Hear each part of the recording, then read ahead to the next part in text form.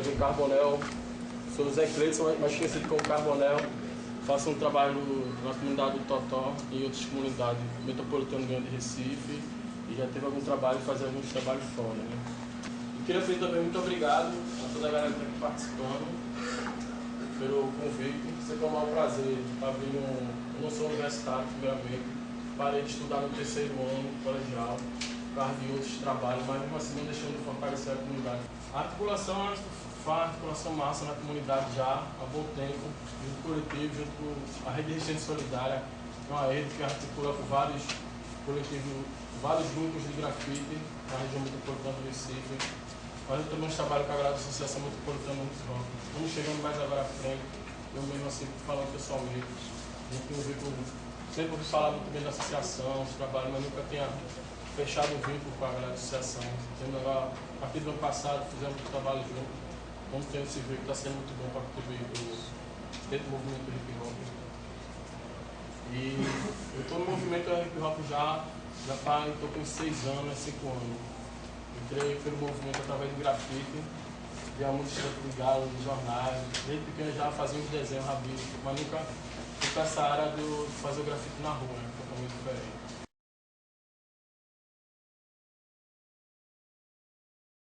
Eu trabalho com produção musical e tenho um trabalho com uma ONG chamada Grupo Pé no Chão, mas iniciei minhas atividades com aula de DJ no Grupo Vida.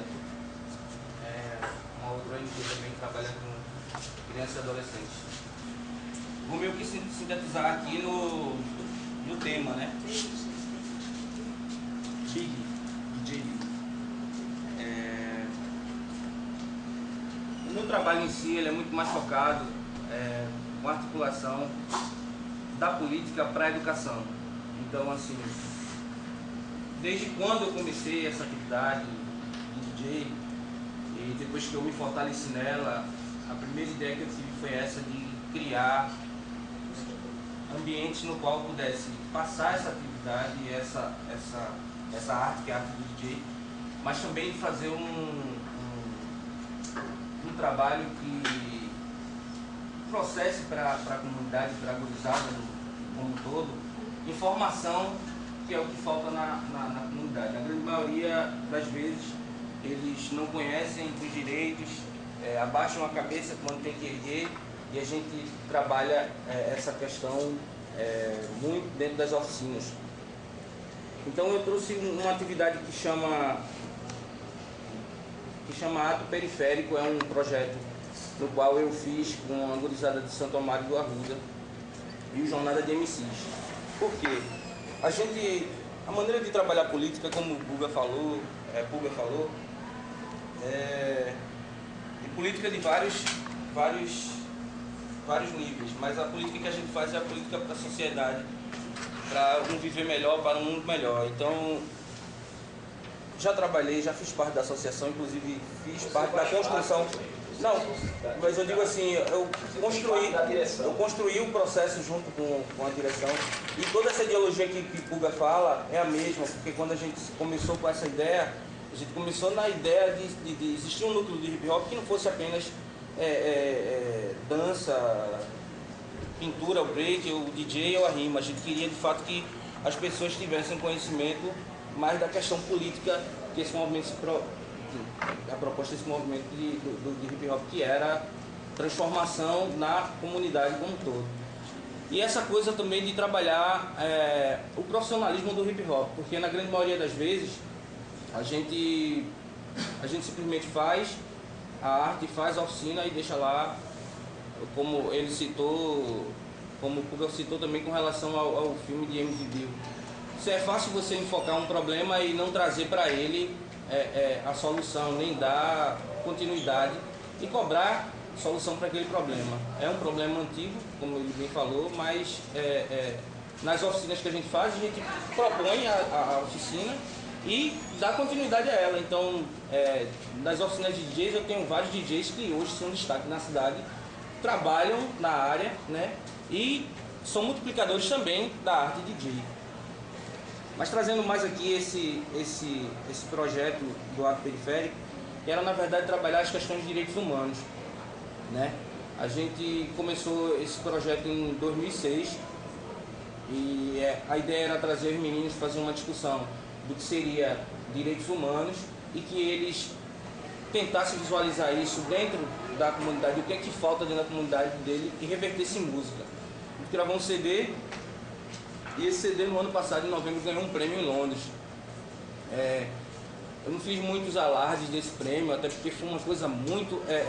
não foi rápido o processo, né? Na verdade eu me inscrevi em março de 2008, mas o resultado saiu em novembro e com 3 dias já tem que estar viajando com um dos guris para estar falando sobre isso lá e recebendo esse prêmio, né?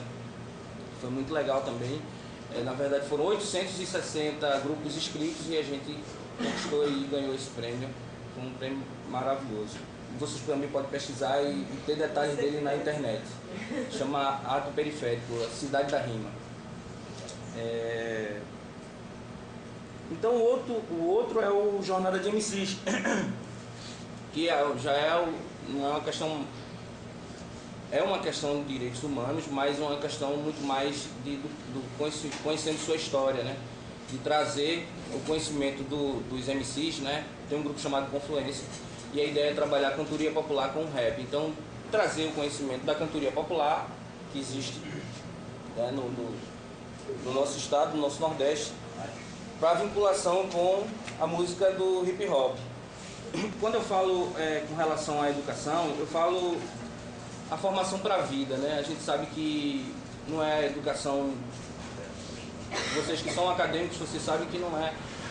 dá licença, com licença, por favor, mas é aquela coisa de você poder procurar saber do seu direito e correr atrás, né, daquilo que você tem condições de correr, mas não tem por falta de informação.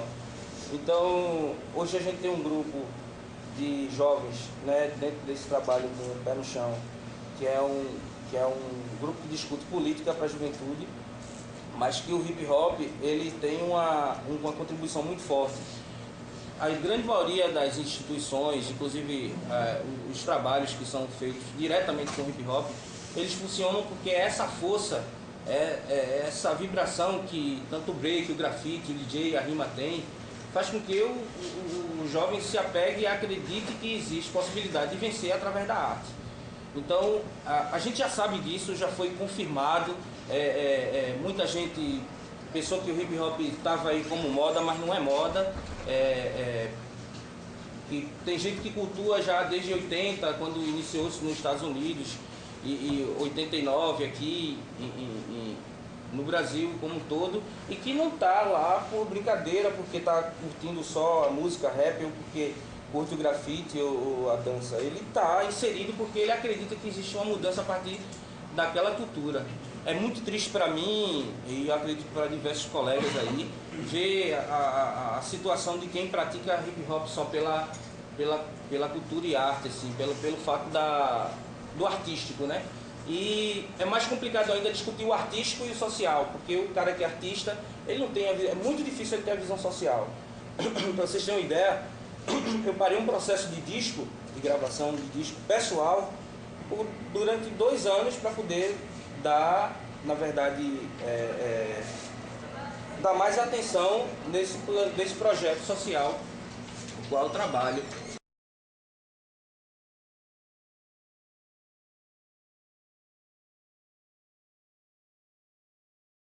Falar sobre hip hop e articulação política, acho que é um papel que eu vim fazer aqui hoje, embora saia um pouco da linha tão organizativa e tão sistemática assim de falar, de pronunciar isso. Estou no movimento, comecei o hip hop em 99, 97, assim, comecei a fazer rima com grupos de rap que não tinha conhecimento ainda do movimento e tal. Eu conheci o movimento acho que meio que em 98, 99. Em 2000 a gente organiza a história do seminário, o primeiro seminário de formação política, o início também antecessor da associação. E acho que em 2004 eu me afasto um pouco do movimento, assim, o movimento como articulação política, começo a me envolver mais com um movimento mais de comunidade, de rede, e sair um pouco dessa coisa dos 4 elementos do hip hop. O hip hop foi muito importante para mim, assim, antes de grafitar, de me envolver com música. Me envolvia com pichação, eu era pichador, apenas pichava e vivia nos bailes funk, né? Envolvido com as galera e tal. Mas sempre me envolvi muito por conta da pichação, então eu ia para os bailes para depois dos bailes sair para pichar e nunca tive muita treta com nenhuma galera, sempre tive muito amigo, muito lugar. Minha vibe sempre foi pichar mesmo, então como eu pichava bastante, os caras gostavam da minha pichação, acabava sempre tendo fã e algumas galera rivais, mas e com esse desenrolar de conviver em muitos bairros, eu acabei conhecendo uma rede meio que orgânica, que era a rede da pichação mesmo, os pichadores que pichavam a cidade todinha e tal. E através dessa influência me fortaleceu muito quando eu conheci o hip hop. Eu achei que aquela coisa que eu via também dentro das gangues, se fosse positivado, seria uma coisa muito, muito forte, porque os pichadores pichavam a cidade todinha e não tinha patrocínio de ninguém, não tinha financiamento, nem apoio dos pais, nem do governo. Então achei, pô, se a gente faz isso sem apoio nenhum pro mal, se a gente fizer isso pro bem, vai ser massa. E aí, basicamente isso que eu descobri dentro do hip hop, né? Então o hip hop fortaleceu isso, assim, pra mim. E acho que pra muita gente, né? Acho que veio um pouco com essa coisa da democracia também, essa coisa dessa virada. Início de 90, passou os anos 90 todinho, estamos já no final da primeira década de 2000. E, assim, quando eu comecei a me envolver com a cultura hip hop, o hip hop ainda estava numa transição aqui na cidade, assim. Daquela coisa, o hip hop no início era uma coisa muito de gueto, muito de negro também, e muito da velha escola, hip hop velha escola, hip hop nova escola. E aí eu era nova escola, envolvido com pichação e tal, e o hip hop não tolerava pichação, não tolerava os pichadores, e todo esse conflito também.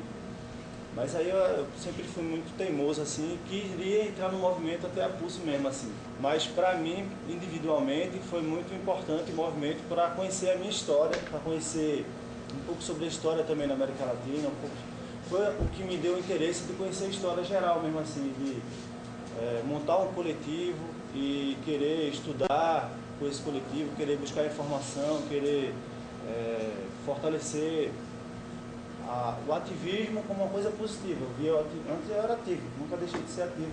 Na época da pichação, para mim, fazia parte também. A pichação continua ainda sendo uma coisa, para mim, positiva, mas tem um lado negativo também, que o cara se arrisca muito, perde muito tempo, mas faz parte da vida de algumas pessoas, não tem como tirar e dizer que é errado, eu acho que faz parte também. Mas foi o hip hop que me possibilitou a conhecer a minha cultura num sentido mais amplo, assim, conhecer um pouco a etnia da minha história, conhecer sobre os conflitos mesmo que existem, que eu nunca tinha escutado falar, antes de conhecer o hip hop, não tinha oportunidade de saber sobre lutas políticas mesmo. Meu pai nunca falou para mim, minha família nunca tinha escutado falar. E onde eu convivi, eu nunca tive oportunidade de conhecer, nem tive interesse de buscar sobre a história do meu país, da minha cidade, sobre a história do mundo que eu vivo. Eu não tinha o hip hop possibilitou isso. Embora acho que a revolução está dentro do indivíduo e a evolução está dentro do coletivo. Então, essa visão assim, e acho que o hip hop possibilita isso. O meu envolvimento com o hip hop basicamente vai até acho que 2004, diretamente com o hip hop. Depois eu fiquei só na surdina com o Big tá agora, tipo, fazendo muitos trabalhos sem muito tempo para se envolver com a cultura como um todo, assim. Vai chegando uma galera nova e a galera nova vai já se envolvendo. Em 2005, a gente inicia a rede de resistência solidária, junto com outros coletivos aqui na cidade, e aí através dessa rede, que aí eu passo a me envolver muito politicamente, digamos assim, com grupos que são envolvidos dentro das comunidades. Então a gente começou a circular as comunidades também, conhecer vários grupos e aí fazer um processo de fortalecer a questão comunitária do movimento, não só a questão de centro, de discussão pela essa coisa muito metropolitana, mas a coisa mais comunitária, discutir como produzir a roupa, como produzir sustentabilidade, como discutir meio ambiente, como discutir formação de grupo, como discutir liberdade também dentro da maneira de trabalhar. Eu acho que o desenrolar do hip hop veio dar um pouco na história da rede, veio dar um pouco com essa ideia de juntar força, pessoas que estão lá do outro lado para estar somando mesmo. E aí a rede é uma rede de diferenças mesmo. Tem grupo de grafite, tem grupo de ação, tem grupos de rap, tem grupos que são de reggae, tem pessoas que estão envolvidas com outras bandas, com outras organizações. E é uma coisa que é bem plural mesmo assim. Acho que e o forte da rede são as diferenças, juntar a diferença e poder caminhar junto. A rede tem uma linha de pensamento e de discussões na rede que é a da libertação comunitária. É estimular a comunidade a produzir o que ela necessita consumir. Então, ela necessita consumir praticamente tudo. A gente vive num país, num mundo muito capitalista e muito consumista, né?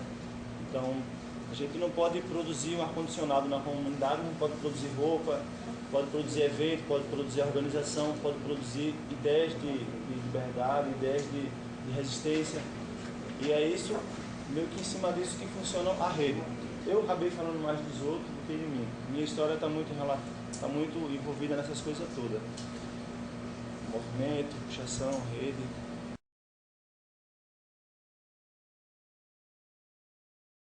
Eu me orgulho de fazer parte do segundo maior movimento, né? A gente só pede com o MST, mas é o primeiro movimento que aglomera mais jovens, e em sua maioria jovens negros e hoje em dia negras também. Eu gosto de falar do movimento hip hop levando muito para a minha realidade. Eu conheci o movimento hip hop em 96, eu tinha 14 anos. E aí tinha um pessoal se juntando para fazer os 300 e alguma coisa anos de Zumbi. E aí, aliado a isso, era um pessoal do movimento hip hop. E foi nele, né, que a gente montou o primeiro grupo de mulheres no movimento hip hop aqui em Pernambuco. Ele se chamava Frutro Negro. A gente tinha o papel de levar a questão de trabalhar da ST. Como sempre, né, hoje em dia eu faço a leitura crítica, as mulheres sempre se preocuparam com a saúde e os homens com a cultura. Enfim, mas a gente tinha esse papel dentro da posse, né, a posse durou acho que 2 anos, né, e depois cada um foi para o seu lado. Mas foi a partir do hip hop, e aí eu digo porque a minha ligação do hip hop com os outros movimentos foi que eu me conheci. Né, eu me conheci negra, eu me conheci mulher. Eu acho que um dos problemas do movimento hip hop que eu enfrentei no início foi a questão da referência. Porque não se tinha referência de mulher há 13 anos atrás no movimento hip hop. As mulheres que se viam usavam calça larga, blusa folgada, porque tinha que ser um modelo parecido com os homens.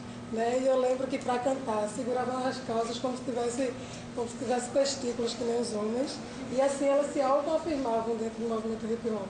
Né? E eu acho que o grande avanço, né, foi quando foi realizado aqui o primeiro encontro nordestino de hip hop, né, e pela primeira vez as mulheres nordestinas se organizaram. Né, e aí eu trouxe a fala na reunião da associação, que aí todo encontro nordestino a gente vai precisar ter uma cota de mulheres. Por quê? A gente viu que a discussão de gênero e a discussão de raça no movimento ainda é muito fragilizada, por mais que seja um movimento que mais aglomera jovens negros. E aí é muito fragilizado e a gente vê que existem mulheres muito boas cantando, mulheres muito boas grafitando, sabe? Mas elas não aparecem, elas são invisibilizadas. E aí, dentro do encontro, foi que surgiu o Coletivo Negras, que é um coletivo que trabalha com mulheres negras e mulheres jovens, né, para estar pautando essa discussão dentro do movimento e essa discussão em vários espaços. Eu sou estudante de serviço social, não da federal, mas da católica. Né? E aí eu sempre, só para buscar um pouquinho, eu sempre falo que eu não pratico não elemento, mas eu sempre falo, a não ser o quinto, que é a militância, eu sempre falo que foi a partir do movimento, né, que eu fiz algumas descobertas e fiz algumas escolhas na minha vida. E uma delas foi ser assistente social. Né? Porque eu acho que a partir daí, se eu digo que o hip hop é um instrumento de mudança, Né? Então eu tenho que mostrar na minha prática. Né? Então, se eu não faço nenhum elemento, mas a minha fala ela tem que ser coerente com o que eu pratico. Né? E é isso.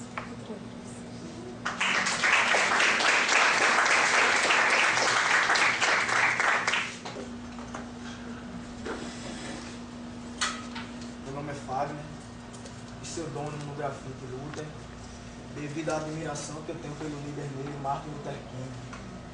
E como ele tem mais ou menos uns 3 a 4 anos de grafite de rua, basicamente meu grafite é mais de protesto, que é um estilo de grafite chamado de bomba, que é para passar uma informação positiva para as pessoas. E faço trabalhos, no caso também, para levar uma mensagem positiva do grafite na comunidade, junto com o movimento cultural Cores do Amanhã e também com a Mong Trio, com Carbonel. Fazemos trabalhos comunitários no bairro de Cavaleiro, de Jiquió, Coqueiral, Jaboatão, são tudo bairros próximos. Comecei a fazer grafite devido, quando escutava Chico Sainz e também raps que falavam de grandes líderes, como Martin Luther King, Malcolm X, Emiliano Zapata, Nelson Mandela, entre outros, Gandhi e demais.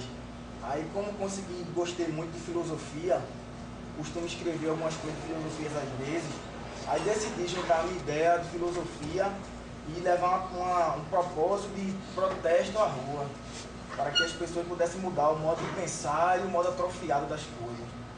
Aí por isso que eu faço grafite de rua. Meu nome é Florinho, sou comparticipante, não vou falar muito, porque eles não falam muito, não quero terra. Faço parte do movimento cultural Cores do Amanhã, fica no Topó, zona oeste do Recife. Meu nome é Florinho, meu nome é Erinaldo Maia. Florinho até, é um pseudônimo de nome que a gente usa muito na rua, grafite, pichação. É se esconder atrás de uma coisa, né? Meu nome é Josi, mais conhecida como Baratinha, grafiteira, hoje grafiteira. Mãe dela. Hoje eu me considero como uma grafiteira, porque como o Florinho falou, eu comecei minha carreira como toda mulher faz, né? Pintar dentro de casa, faz uma tela, faz uma camisa, mas sempre tem aquele medo de expor. Mas será que eu consigo ser grafiteira? Eu acho que foi esse meu tabu.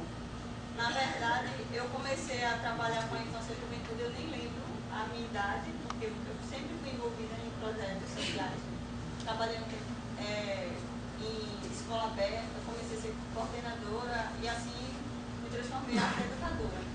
Depois dos cursos que eu fui fazendo, agora sempre relacionados a artesanato, uma coisa muito mais que todo mundo diz, muito mais feminina.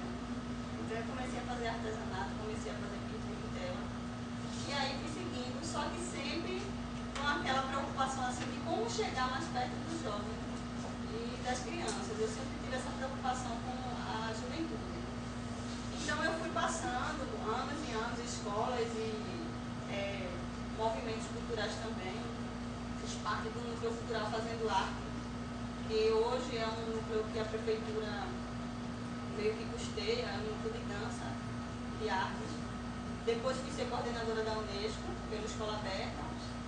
Dei um tempo, porque o dinheiro fala muito alto, a gente começa a ter necessidade de estudar e de ganhar dinheiro. Então, passei 8 anos trabalhando em construtora, construção civil e escritório. Então, depois eu descobri que não era aquilo que eu estava querendo fazer na minha vida, porque eu já tinha um trabalho, eu tentava sempre no fim de semana estar envolvida nesses projetos de uma maneira que eu não abandonasse. Então eu comecei a buscar uma maneira de sobreviver, até pagar a faculdade, porque eu também moro em comunidade pobre, minha família também é pobre, então eu disse, eu vou ter que, poxa, meu sonho é fazer uma faculdade para saber um pouquinho mais, então eu fiz uma área que não é muito relacionada, eu fiz bacharel em turismo, sou formada hoje, mas sempre pensando nessa coisa assim de, a gente vai construir um prédio, quem é que está lá fora do prédio, quem é que está... E eu não via muito essa visão na faculdade. Eu até comentei no curso de Gênero e Juventude que eu estava fazendo aqui com o pessoal da Federal. Então, porque a gente vai construir um prédio, vai urbanizar a cidade, vai calçar a rua e a comunidade. Como é que fica nessa história? Eu sempre tive essa visão assim muito da comunidade. Mas como sempre, naquele servicinho, naquela posição de mulher, eu fiquei me segurando para não ir para a rua realmente. Até que eu me juntei, me uni com o coletivo Mong Trio e também na comunidade do Totó e comecei a conhecer os elementos do grafite, do hip hop. E o grafite foi o que eu mais, assim, deparei com uma pessoa que pode participar dele. Porque eu já pintava, já desenhava, eu disse, meu Deus, não é a mesma coisa pintar na parede, até carbonaçado, né, no começo. Eu disse, minha gente, é porque é muito grande assim, vai escorrer aquele medo todo de mulher, até para a visão dos homens, né? Mulher faz grafite. Mulher faz grafite. Muitos meninos hoje, assim, quando a gente dá a oficina, às vezes, a senhora vai dar aula, e a senhora faz grafite, e a senhora é meio engraçado até hoje, assim, o preconceito. Então, eu montei uma apresentação muito mais baseada no que a gente debateu essa semana, que foi um curso relacionado a gênero e juventude. É realmente a minha visão e a experiência de algumas meninas aqui em Recife para mostrar realmente o que é que a mulher pode fazer. Certo? Agora, não sei. Só ver o número aqui da...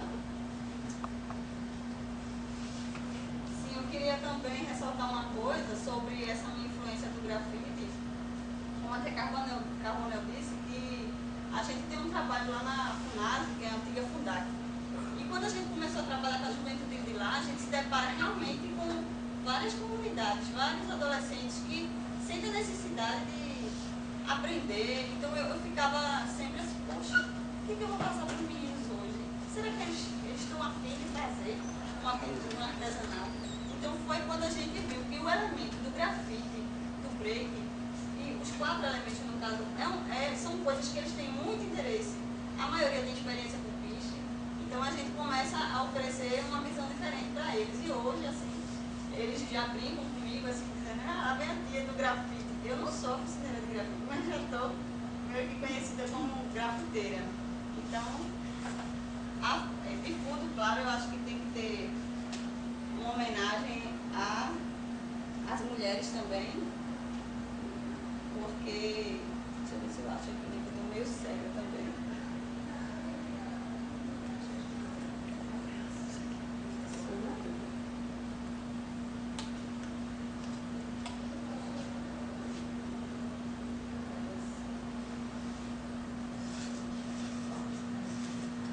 Tem som.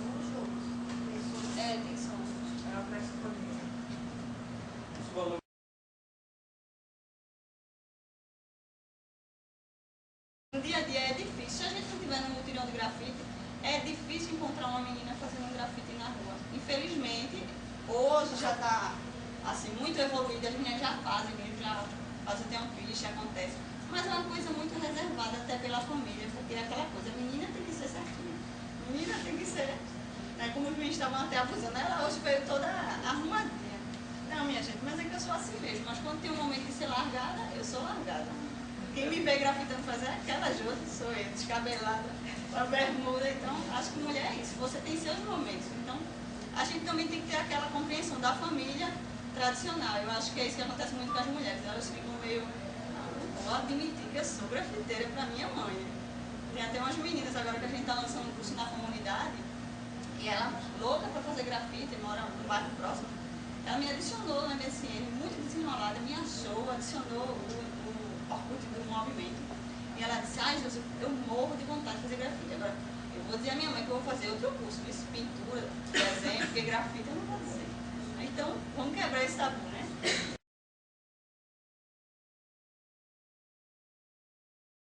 Essa foto para representar a mulher no hip hop, porque a Anastácia serviu de exemplo para muitas mulheres de inspiração no hip hop. Eu vou dar uma breve apresentação do como foi a vida da Anastácia, porque o tempo é curto. A Anastácia era uma escrava muito formosa e muito bela, despertou o desejo de muitos senhores de engenho. E chegou um tempo com um filho de um senhor de engenho, queria ter relações sexuais com a Anastácia, só que a Anastácia nunca baixou a cabeça para o senhor de engenho, nunca deixou que nenhum homem branco lhe tocasse. E isso despertou um grande ódio pelos senhores de engenho. E, gerando esse ódio, ela foi premiada, entre aspas, com a máscara, puseram uma mordaça no rosto dela, e desse jeito ela era muito bonita, mas só que ela estava avançada em estado de debilitação. Ela foi premiada com a máscara que só era tirada na hora que ela fosse se alimentar. E passaram alguns anos, devido ao sofrimento dessa máscara, a Anastácia veio a falecer. E a figura da Anastácia dentro do hip hop representa o combate à inveja, o ciúme e o preconceito das mulheres, que muitas mulheres do hip hop tiveram inspiração em Anastácia devido à força de vontade dela e à vontade guerreira.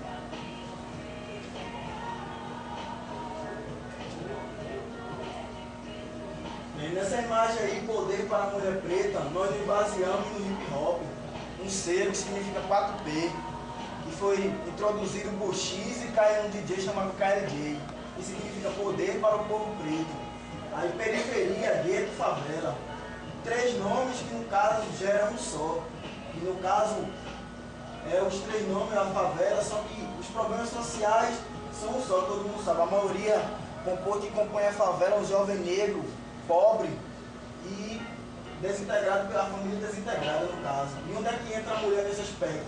Porque segundo os dados de estudos, revelam que mulheres moradoras de favela, crianças de 12 a 13 anos que no caso fazem parte do tráfico, se prostituem e mais tarde ficam grávidas, existe um grande afastamento da figura paterna, ou seja, a mãe dessas crianças que fica botando renda dentro da casa, tomando conta disso, psicológico abalado, e no caso mostrando a figura da mulher guerreira diante disso, que o abandono do pai é frequente.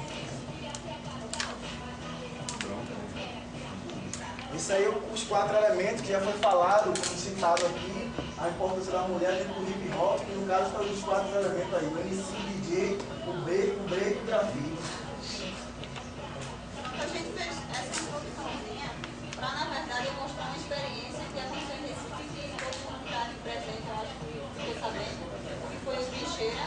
O primeiro encontro oficial, quando eu acho que as mulheres tiveram coragem de falar, eu sou grafiteira, eu sou pichadora, vamos nos reunir. Então eu tinha feito uma exposição para o Trincheira, não foi uma matéria que eu fiz exclusivamente para aqui, mas eu lembrei dessas fotos e resolvi trazer, até em homenagem às meninas que fazem grafite, que fazem parte do movimento hip hop. Então, os grafites são mistos de meninas de coletivos diversos aqui de Recife, e também tem algumas grafiteiras que não são de Recife, e eu decidi pegar esse momento para prestar essa homenagem. Eu vou passar rápido, porque eu queria passar um videozinho bem pequenininho no final.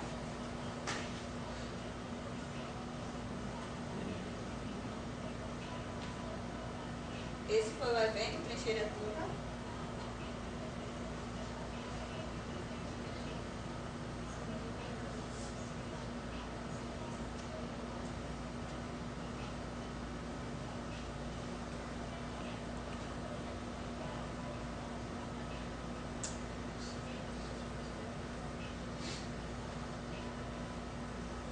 Esse grafite aí já é de uma grafiteira daqui, também que ela é mais antiga, que é Dark. A gente procurou sempre colocar uma imagem de cada uma de algum fio. Até hoje a mãe dela não deixa.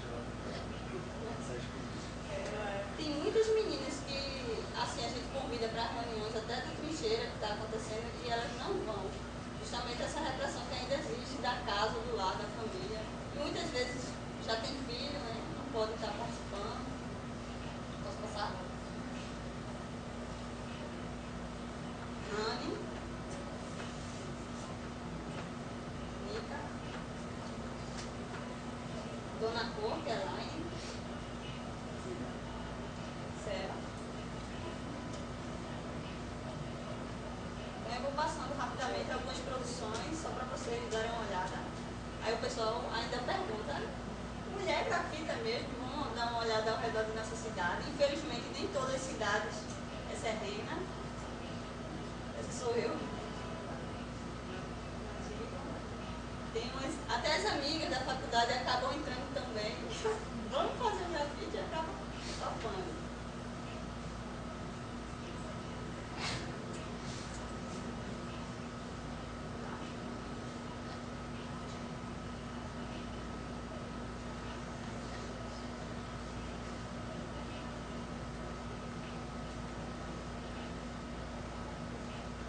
É Chile, né? Chile entrou também. Chile é uma pesquisadora ativa. É Vinha Louca, que ela também faz parte do RZO e Manguecrio.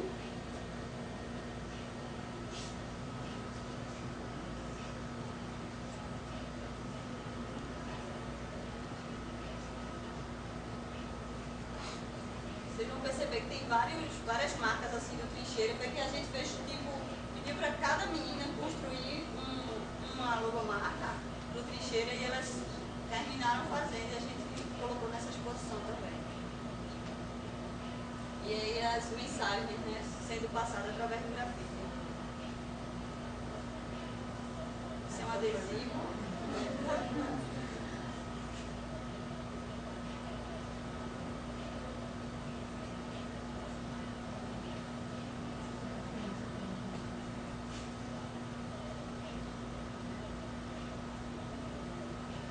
Será que a gente é só isso?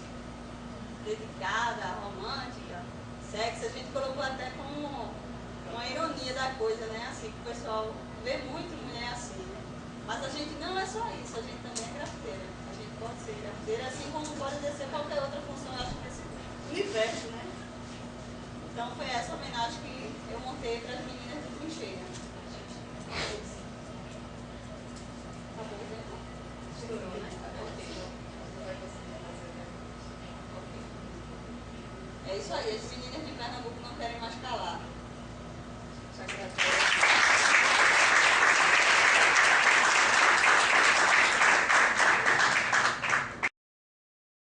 Como sociólogo da favela, minha formação é em Ciências Sociais pela Universidade Federal Rural de Pernambuco. Atualmente faço especialização em Gestão de Projetos Sociais pela FAFI.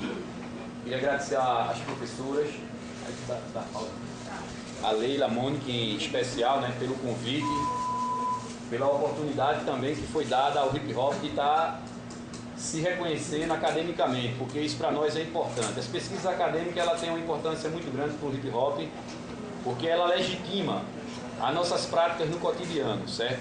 Eu sou uma pessoa que entusiasta das pesquisas acadêmicas, não porque eu vim da academia, porque antes de eu conhecer a academia também eu conhecia a rua. Sou oriundo do movimento popular do Ibura, certo? Fui do movimento estudantil e hoje estou atuando no movimento hip hop e tenho em torno de 15 a 17 anos ligados aos movimentos sociais por necessidade e também por idealismo. E muito da minha formação acadêmica também adveio do movimento estudantil e outros tipos de movimento.